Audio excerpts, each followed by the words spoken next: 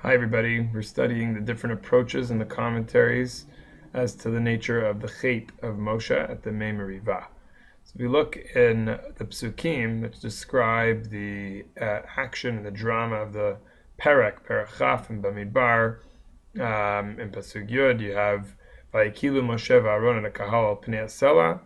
Moshe and Aaron gathered the nation to the rock, Yomer Lahem, and they say to them, Shimu na Hamarim, listen now, you rebellious people. Are we going to take out water from this rock? Almost rhetorically. So Rashi on the spot, this is on your packet 4 Aleph, the second Rashi over here. So Rashi writes like this. We mentioned earlier in the chapter that when Miriam died, the well that had been providing a unlimited, constant source of water to the people disappeared.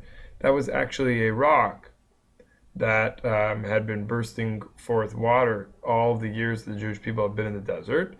And when Miriam died, the water went away, and that rock, which had been providing the water, went and hid itself. It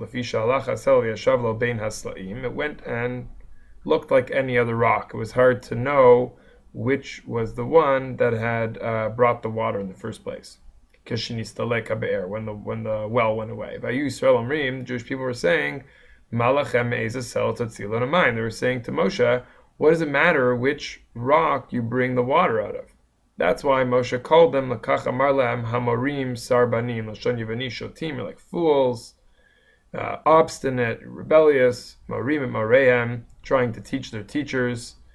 And Moshe was very upset. Hamin Hazela Hazeh Shalon Nitztavinu Alav Natzilachem Mayim. From this rock, meaning from the rock that we weren't commanded, you think we can bring water from? So Rashi was bothered by why does Moshe say from this rock? So his answer is, what Moshe was saying to the people is, I can't bring water out of any rock. I can only bring it out of the rock that God commands me to bring it out of. You think I can bring a water from any rock, from any random rock I can only bring it from the one that God is commanding me to bring it from. The miracle is only going to take place with that particular rock.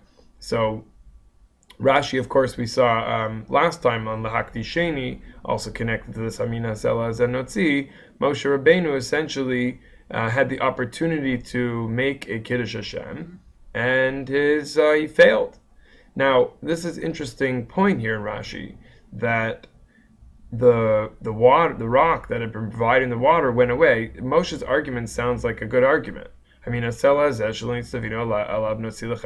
really bring water from a rock that God didn't command me to bring? Why isn't the claim of the people the right claim? They said, what does it matter which rock? So Moshe said, I have to do what God tells me to do. So why is that a bad claim? So I brought on the handout from the Sefer Mei Shiloach, whose author's name is Rav Mordechai Yosef Leiner, from the town of Izbica, which is in Poland, and he was a great Hasidic master. Wrote a very deep commentary on the Parshiot of the Torah. So in here he analyzes Rashi's comments, and he points out something very interesting. He says, "Ki Moshe amar liYisrael, can I bring water from a rock that I was not commanded to bring? Based on the Midrash." That's Rashi's comments are based on the Midrash. Yisrael, once it's already a miracle, why should it matter which rock you bring the water from? Okay,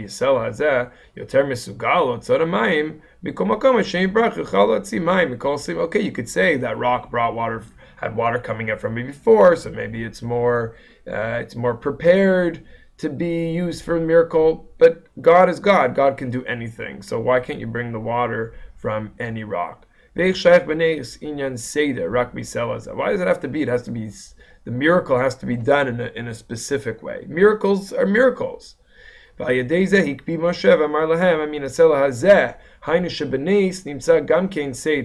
what's Moshe Rabbeinu saying? Moshe is saying that even when God does miracles, there's an organization to the miracle. There's an order. There's a seder to the miracles. V'tzarich dafka la'asela miyuchad. It has to be one specific rock. V'zeu shamar lo kadosh baruch hu yan lo mantem lo l'chein lo taviu. That was actually God's answer to Moshe when he said, "You didn't believe in me." Zelo ya derech hakpada rak derech tshuva midah k'neged midah. It's a very interesting comment of the Mei Shiloach. It's essentially saying that there's a machloket going on here between Moshe and the Jewish people. How does God perform miracles? Does God perform miracles however God desires? There's no form, there's no organization, there's no set time or set object that the miracle happens with, i.e., we have a rock. So it could be any rock. It doesn't have to be a specific rock that was once used to bring water out of. Shouldn't matter. So that was the position of the Jewish people. Moshe's answer was no. When God performs a miracle, he does it with a seder. He does it with specific, a specific point or a specific place, specific rock in this case, that he's going to do it with. So God's answer was lo ha'amantem, yan lo ha'amantem. You know what your sin was, Moshe? You didn't believe in me. What didn't you believe in? You didn't believe that God when he runs miracles, he doesn't do miracles the same way that he runs nature. Nature is run with organization, with set standards, set rules, set place, etc. And miracles are not falling into the rules of what nature is falling into. So Moshe's mistake was that he assumed that the miracles had to follow a certain seder. God's answer was they don't, and that was why that's what led to Moshe's decision to not go with any random rock. It had to be the rock that he had originally thought to find. That's the approach of Rashi. Approach of the Rambam has to do with a little bit about emotions and Moshe's inability to control his emotions, specifically the emotion of being, or the characteristic, I should say, of being patient and not getting too angry too quickly. So this is in the second point and number 4 on the sheets. The Rambam writes this in the Shmona Prakim, which was the work that he wrote as an introduction to Perkei Avot, 8 chapters, which are all really about midot. And in here he says that the sin, v'chet'o, alav shalom, the sin of Moshe, hu shenatal tzad echad tzavot b'malah achat shema'alot midot. He went to one extreme in the characteristics of human beings. So he has savlanut. Savlanut in English is patience, which is a characteristic, an attribute. And Moshe kasher natal tzad haragzanut. Instead of being patient, he went to the other extreme of being angry and upset and very, very passionate, but directed in a negative way. When Moshe rebuked or scolded the people and said, "Oh, listen now, you rebellious ones! This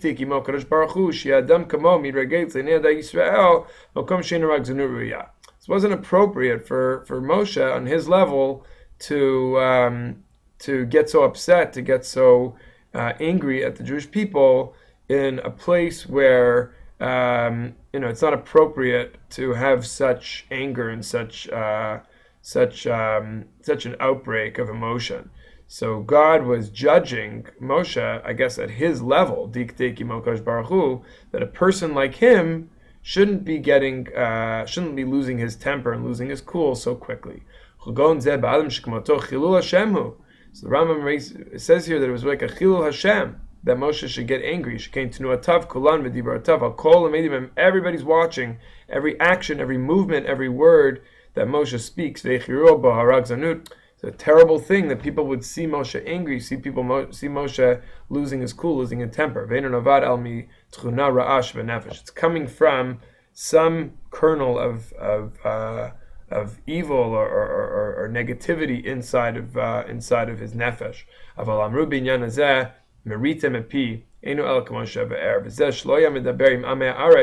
Says the Rambam, Moshe wasn't dealing with simple-minded people, not with people who are on a low level. Here he's invoking the midrash that says that at Kriyat Yamsuf, the Jewish people They experienced prophecy like Yechezkel, like the prophet Yechezkel. Even the smallest of the children of female children experienced incredible prophecy. So who's Moshe dealing with? He's dealing with little rebellious people. He's dealing with people that received the Torah, with people that were on elevated level. They're going to judge him at this high level. When they see that he's getting upset and losing his temper and losing his cool, they would say, there can't be such a thing. So the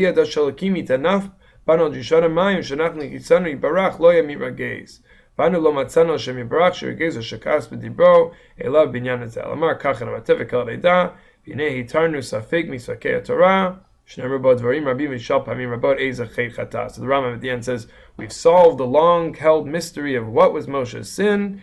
Moshe's sin was that he got angry, that he got upset at the people, and it was the fact that he got angry which was what caused God to punish him. So, two questions that the Rambam answers. Number one, what was Moshe's sin? His sin was that he got angry at the people. Why did God get angry at him? Why did God punish him? He punished him because Moshe, on his level, should have realized that everybody's going to be watching, and that getting angry was really a form of Chilul Hashem. I'm going to look at one third approach, the approach of the Rabbeinu Hananel, brought in the comments of the Ramban on our Perek Chaf, and the Ramban, quoting Rabbeinu Hananel, has a different approach, equally, I think, satisfying and equally helping us understand a different angle of what exactly is going on here in the Mei Meriva. And he writes like this: what I think is the appropriate answer, v'hu tov litchot shoel, to push away the person who's asking this question. What was it that Moshe did wrong? Hein divrei Rabbeinu Hananel, the Rabbeinu Hananel, who was one of the early commentaries, lived before the Ramban, so probably early 12th century, maybe 11th century. Shkatav ki achethu omram hamin hazela hazed notzi lachem mayim. I think somebody even suggested this in class. Are we going to bring water from the rock? V'ra'ui shemru yotzi Hashem lachem mayim. Their mistake was that, why did they assume that it's going to be their own power that's going to bring out the water? They should have believed that it was, or said, Hashem's going to bring the water. Like they said, V'tei Hashem lechem be'er basar l'chol. Where we have in Shemot, in Perek Tetzayim, when they're talking about the man, who's bringing the man? Of course, Hashem's bringing the man. Okay, Moshe is the one maybe who's gonna start the process. He's gonna tell the people that it's gonna happen. But Moshe's not the one who's bringing it. So how could they say over here, Notzi lachem mayim, that Moshe and Aaron together are gonna bring the water? All the miracles were supposed to be said, okay, we're the ones who are relating to you what's going to happen with how the miracle is going to go about, but clearly it's from God. Maybe the people really would have believed, really would have been convinced that Moshe and Aaron on their own, without any help from God, with their own wisdom, their own power, would be able to bring the water out. That's what it means, that you didn't make a Kiddush Hashem. You didn't give the Jewish people a clear sign that it was coming from God. What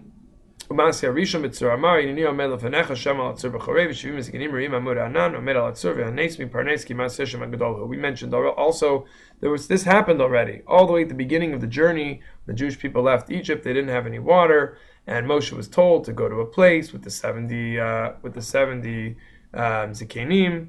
And over there, they were going to watch and they were going to witness this. And Moshe hit the rock and the water came out. And over there was a cloud and it was very clear. It was very public. That was Maseh Hashem. Aval b'kan lo ra'u davar. Here there was no cloud. There was no emanation of God. It was just Moshe and Aaron standing there and saying, we're going to bring water for you from this rock. V'yitachen she'amar bezeh ma'altem bi. And he brings later in the end of the book of Dvarim, it says ma'altem. You caused the people to believe that it wasn't God. You took advantage of a miracle that was really a godly miracle, and you took advantage of it for your own kind of purposes. You rebelled against my word. God said, you should speak. God wanted to be sanctified in the sense that it should be clear that this was being done for God. So the mistake was that they said it was them as opposed to it coming from God.